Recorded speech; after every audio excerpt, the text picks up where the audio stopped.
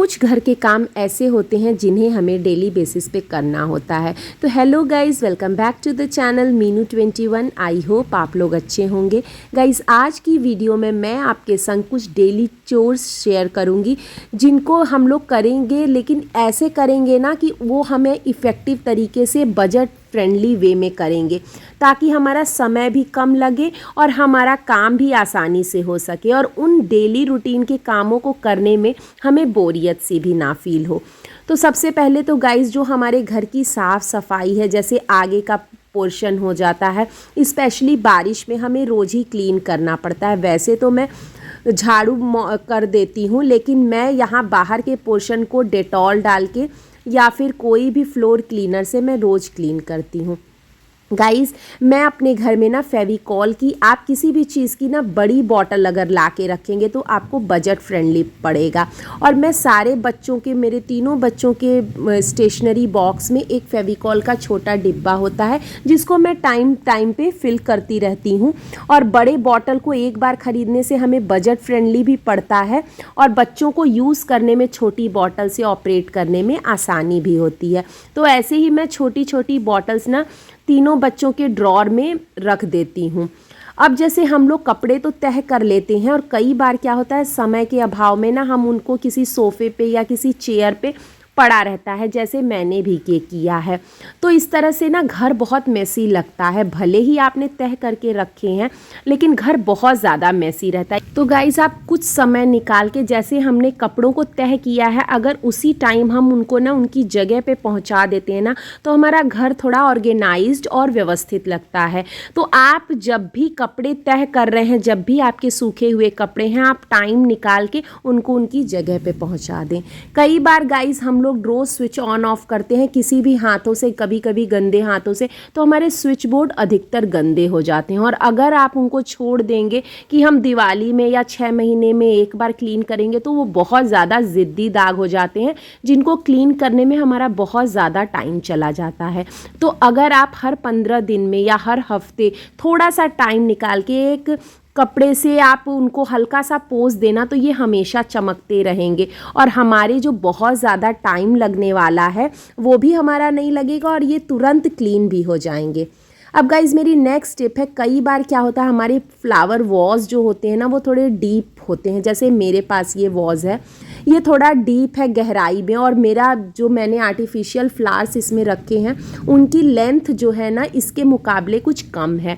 तो इनको हाइट देने के लिए ना आप चाहें तो न्यूज़पेपर के बॉल्स बना के रख सकते हैं। मेरे पास ये बाउल पड़ा हुआ था, इसको मैंने उल्टा करके रख दिया है और इसमें मैं दोनों फ्लावर्स जो है आर्टिफिशियल फ्लावर्स मैं रखती हूँ। तो इससे इनको हाइट भी मिल गई है और ये लुक वाइज भी बहुत अच्छा लगता है। तो ऐसे गाइज़, आप ना कोई भी चीज़ रख के, पुराना कोई कार्डबोर्ड बॉक्स रख के या कोई कंटेनर प्लास्टिक का रख के आप अपने वॉल्स को हाइट दे सकते हैं।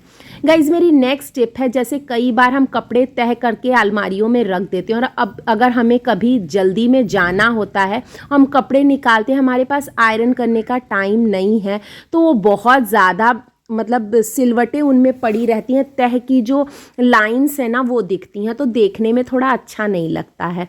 तो मैं क्या करती हूँ, जब मैं साड़ियों को फोल्ड करती हूँ ना, तो उनके अंदर, जैसे जब हम लोग ख़रीदते हैं तो फोम की शीट आती है, अगर वो शीट आपने नहीं रखी है ना, तो आप ना किसी न्यूज़पेपर को उसके अंदर रख के जब फोल्ड करेंगे ना, तो उसमें सिलवटें नहीं पड़ती हैं। और फिर आप जब उसको, जब भी आपको यूज़ करना हो, तो आप उसको ऐसे ही यूज़ कर सकते हैं, उसमें लाइंस नहीं रहती हैं। गाइज़, मेरी नेक्स्ट टिप है, जैसे शर्ट्स को आप फोल्ड करने के लिए ना किसी भी कॉपी का या किसी कार्डबोर्ड का इस्तेमाल कर सकते हैं, जिससे ना हमारे जो शर्ट्स वगैरह हैं बिल्कुल यूनिफॉर्मली फोल्ड होते हैं और मेहनत भी कम लगती है। अभी मेरा फ़ैन चल रहा है इसलिए थोड़ा शर्ट उड़ रहा है, नहीं तो ना आप देखेंगे दोनों तरफ से बिल्कुल यूनिफॉर्मली वो फोल्ड होता है।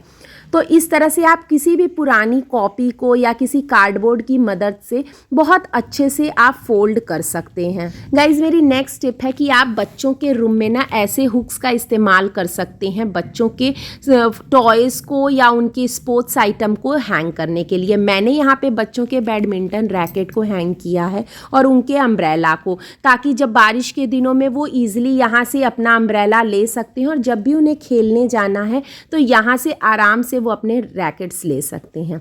गाइज मेरी नेक्स्ट टिप है कि ये जो हमारे फ्लावर वॉज होते हैं, जैसे मेरा ये वॉज है, इसके कॉर्नर में ना अधिकतर डस्ट जमा हो जाती है और अगर हम उसको डेली बेसिस पे क्लीन नहीं करेंगे तो वो काले काले धब्बे जैसे पड़ जाते हैं। क्योंकि ये वॉज वाइट है तो थोड़े दिनों में वो इतने ज़्यादा ज़िद्दी दाग पड़ जाएंगे और जब हम उनको प्रेशर लगा के साफ़ करेंगे ना तो इसका पेंट भी चिप आउट हो सकता है, निकल सकता है।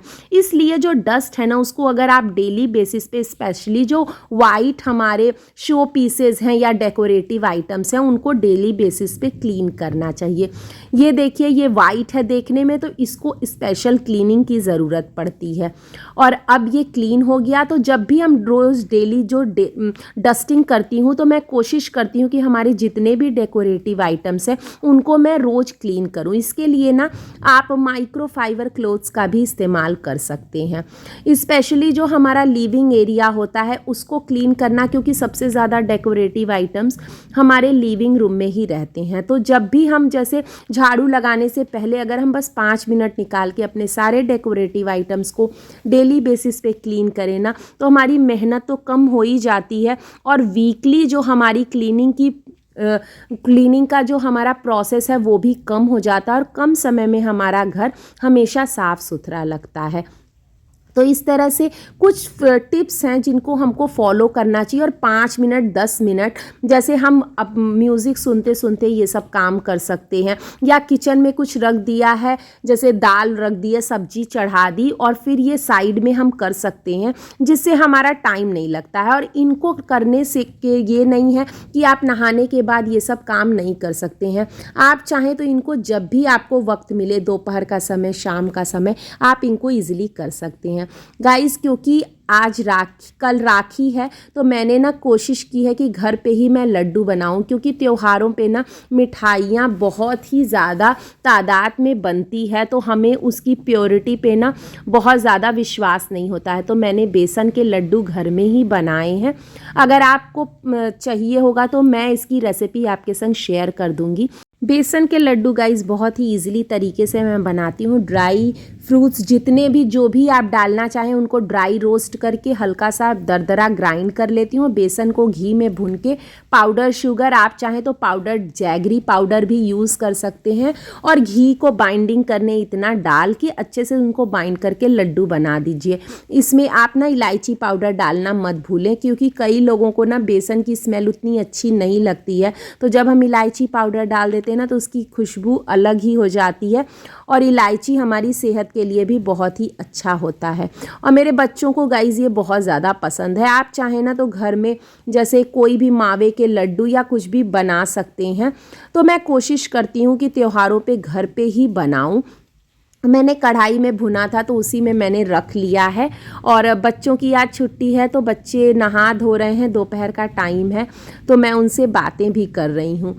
तो गाइज़ आप लोग बताइएगा कि आप लोगों ने रक्षाबंधन कैसे मनाया। और ये था मेरा आज का वीडियो। आई होप आपको वीडियो अच्छी लगी होगी। अगर वीडियो अच्छी लगी तो लाइक कर दीजिएगा और चैनल पे नए हैं तो सब्सक्राइब करना बिल्कुल मत भूलिएगा। मिलते हैं नेक्स्ट व्लॉग में, तब तक के लिए स्वस्थ रहिए, मस्त रहिए and thank you for watching. Bye.